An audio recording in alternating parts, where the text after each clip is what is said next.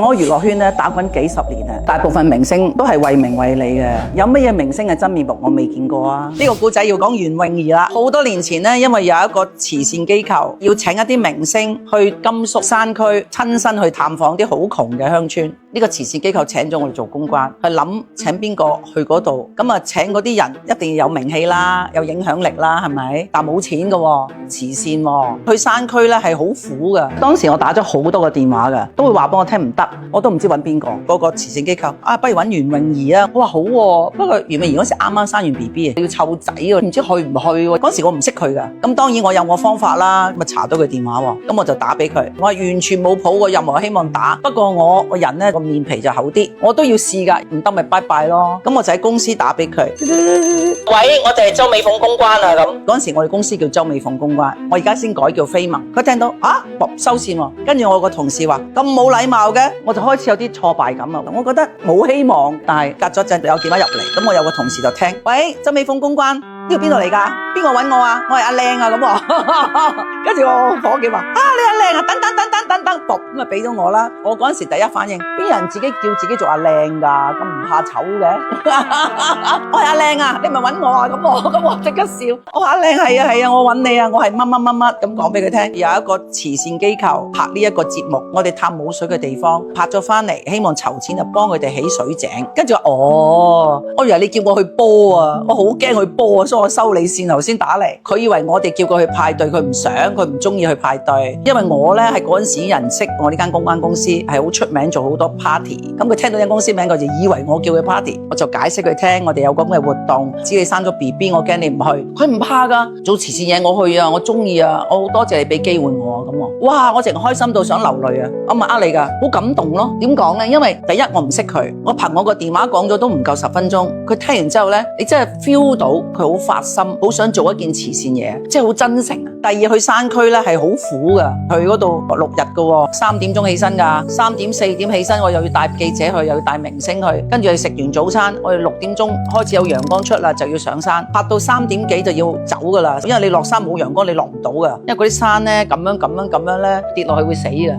係啊，真㗎，我哋喺個甘肅啊，甘肅嗰啲山呢係冇欄杆㗎，你揸車呢，哇好驚啊！我同阿靚兩個揸住支棍，哇喂，有冇買煙梳啊？你冇啊，冇啊，死啊！哎呀，冇睇啊咁啊！甘肅呢係個山嚟㗎嘛，中原嘅中間係最冇水㗎嘛，咁啊咁乾嘅地方全部係沙嚟㗎喎，跟住呢喺每個山呢，佢哋整個窿呢就係屋嚟㗎啦，有都唔對，剩低嗰啲老人家呢咁矮喎，啲阿婆隻腳咁短喎，佢紮腳喎，仲要咁細喎，我哋去到嗰個阿婆呢，知佢講乜㗎？你嘅就拿住杯杯，啱啊，俾杯水我，嗰杯水係咁顏色㗎，真係咁嘅色㗎，嗰個村長啊，佢話呢杯水就1日㗎啦，洗面又係呢杯水，洗面攞出嚟嗰啲呢，就攞嚟灌溉咯。喂，點解你仲要喺度住嘅呢？佢哋嘅思想就話我生於此死於此。咁我話你有冇家人啊？有。咁佢丈夫死咗，仔女又搬咗去城市。以前就成日嚟探佢，探唔探啦，都擺低佢一個啦。咁佢又冇水喎，你知冇水點樣冇水啊？佢哋嗰個沙漠嚟嘅呢，一年只係落1個月雨啊。咁啲雨一落咗嚟，落咗啲沙咪冇咗啦。咁點呢？佢哋用個桶載住，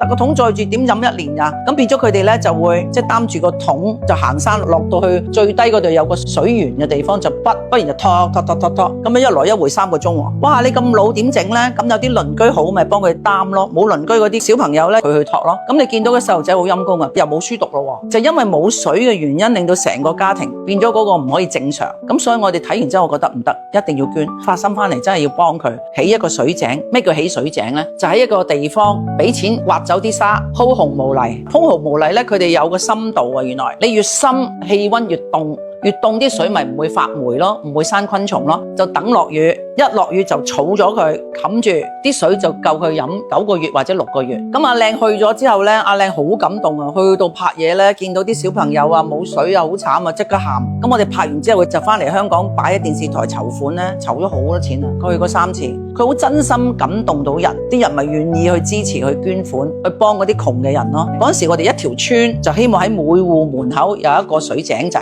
後尾搞下咧，成條村搞一個好大好似泳池咁，俾佢哋儲水，咁佢哋解決咗問題咧，啲小朋友讀書，老人家喺度咁咯。嗰陣時呢個慈善機構有個好處就係咩咧？你每捐一個錢咧，佢整完個水井，佢影相俾你噶。啊，你捐咗啊，周美鳳，你捐咗呢個1279，亦都歡迎你跟佢哋去睇你捐嗰個水井。佢好清楚咗㗎，所以我都做咗10年，我10年帶好多明星去。我第一次帶阿 B， 帶阿袁詠儀、任賢齊、梁家輝、方力申、周文琪，跟住甄子丹個老婆譚詠麟，後尾我帶劉嘉玲。劉嘉玲都係好感動嘅，阿嘉玲仲帶埋佢媽媽去，所以有時你問我呢，我哋拍嘢揾明星，如果我明知佢麻煩，你揾唔揾啊？梗係唔揾啦！我最中意同袁詠儀做嘢，你揾佢做嘢你好放心，你俾1蚊佢，佢俾2蚊你。我記得有一年呢個慈善機構汶川四川賑災啊，我第一時間帶袁詠儀去嗰個學校呢，有個學校咪地震呢，震個校，啲學生喺晒裏面啊！當時一落雨呢，流出嚟係血嚟嘅，係血水啊，即係好凄涼咯。我同埋袁詠儀慘咁，但係點呢？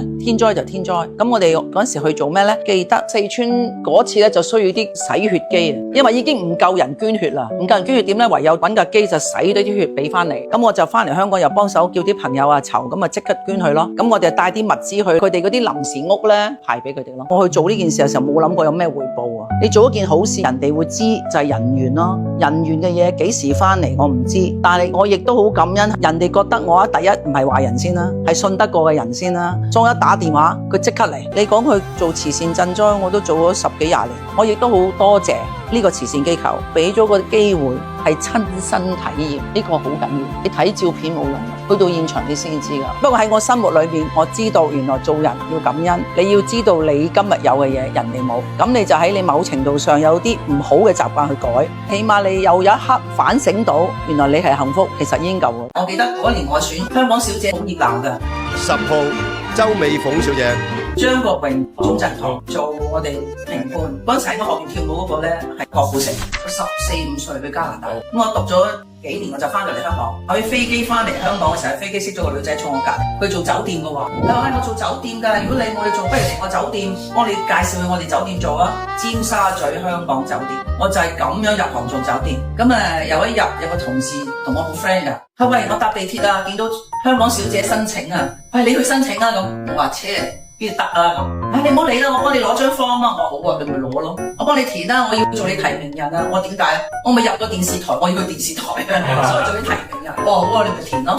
就係咁喎，填之後有一日咧，無線電視 TVB 就打嚟俾我面試唔係啩？好驚啊！咁嗰陣時我哋潮州人啊，未講潮州人咧好保守嘅，我就話俾我爸爸媽媽聽，喂，香港小姐而家叫我去面試，我要着泳衣喎。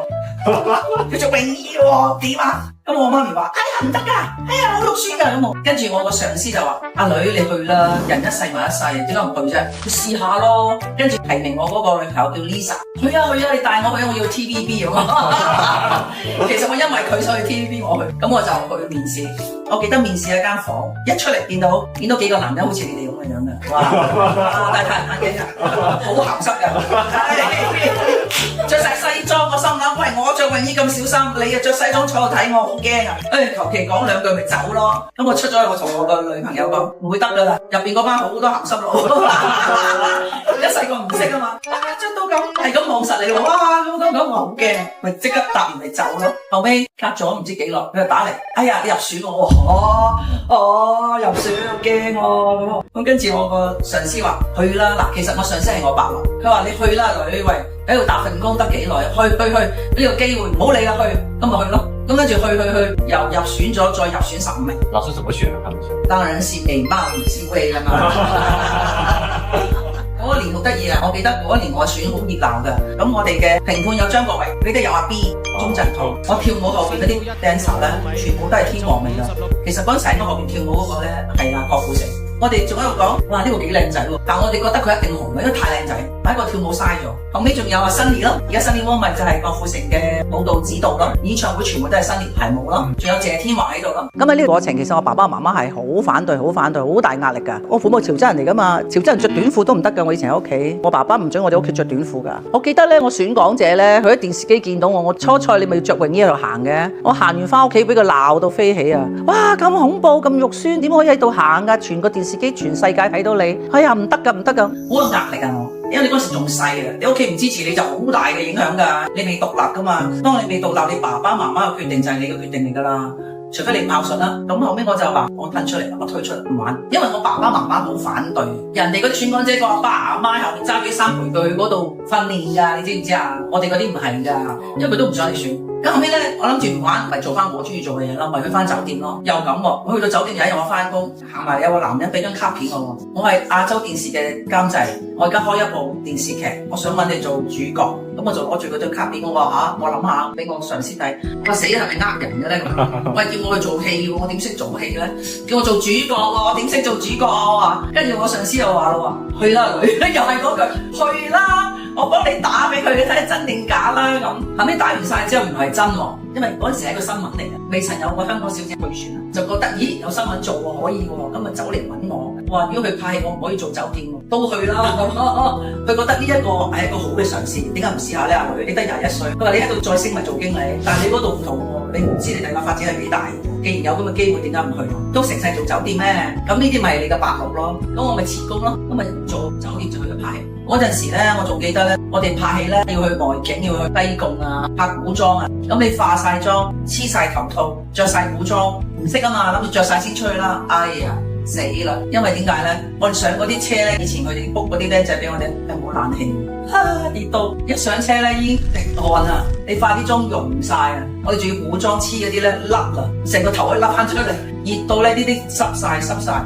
出到去俾導演鬧，點拍啊？你咁啊唯有剝咗件衫，我裏面有衫噶嘛，剝咗度吹咯，俾太陽曬，吹翻光着翻佢。我覺得係要咁樣經歷過，你先至會有你有咁嘅智慧走出嚟，你先至知道拍戲係點樣拍，乜嘢叫好，咩叫靚。你有捱過晒你自己個要求，拍嘅嘢真係拍得可以好到位咯。咁啊，亦都係一個階段嚟嘅。我自己都覺得點解我會入娛樂圈，其實好得意嘅。呢個世界咧，永遠係冥冥中有注定嘅。你由選港姐唔選，跟住諗住翻酒店做，點知有人嚟揾你拍戲，咁就好無心插柳柳成蔭，就去咗做演員啦。喺啲選美過程，其實亦都有啲係命整成，亦都有啲係你嗰陣時唔夠成熟。如果嗰時我哋咁細間唔成熟啦，靠邊個俾你啊？靠你父母智慧咯。如果父母智慧係成熟啲，我覺得我會做好啲咯。我覺得我會選冠軍咯。因為就係佢唔支持我咪成日翻到去得啦，做下算啦，即係唔識珍惜呢個機會啊！即係如果我俾我而家啦，如果入咗港姐，你唔玩你都做好佢先走啦，係咪啊？咁難得入到選港姐，咁難得咁大個電視台喺度支持你，人哋背後咁多嘅製作，咁多嘅資源俾你，點解你唔好好做呢？其實做任何事咧都應該認真，就唔可以隨隨便便敷衍。你最緊要做好自己，對得住自己，將你嘅能力盡你所能去做呢件事。喺做嘅過程唔好有壓力，一定要享受，你先至可以成長㗎。